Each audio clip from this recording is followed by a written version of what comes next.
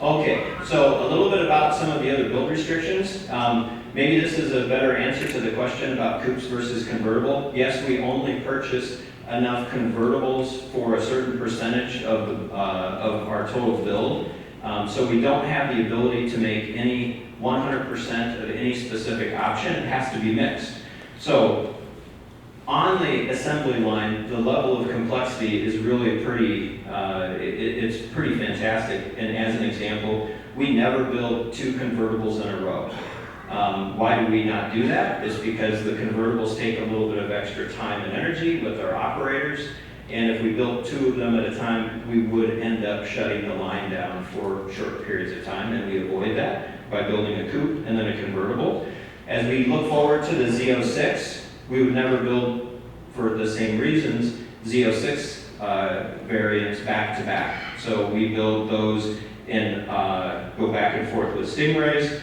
Z07 package for the Z06, we also have these rules, no more than 2 of them per hour, and if you remember, we produce 11.6 cars per hour, so that's another restriction. Export GPF. GPF is a gas particulate filter for our European friends.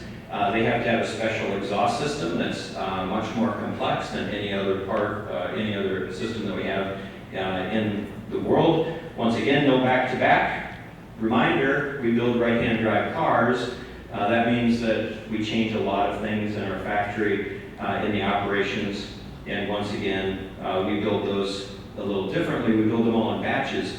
We only build a small fraction of those on any given weekly basis, and when they come down the line, we put them all together so that we can commonize all parts for those unique cars, and then we build them in batches for a couple reasons. Number one, it gives the operator a chance to refamiliarize themselves with the work, and it then would be that one operator that would most likely complete that whole batch. It's the best way to do it from a quality standpoint and throughput. We send cars to Japan. They're also right-hand drive. They also have some other unique aspects, so we don't build those back-to-back. California emissions, unique in the fact that it requires special stickers to disclose that these cars are California regulatory requirements are all met. 70th anniversary, no back-to-back. Dual tops, no back-to-back. Front lift, no more than 3 in a row because of the extra time that it takes. And then 20% max of the same paint color per day for a number of reasons in our paint shop. So if you think about that, and you apply all of the rules, and then you apply right-hand drive, all the export versions that we have, you have coupes, you have convertibles, we have the Z06. It gets to be really, really complex, which is what we love to do, because that gives all of you what you like, and it gives me some headaches every once in a while, to be quite honest.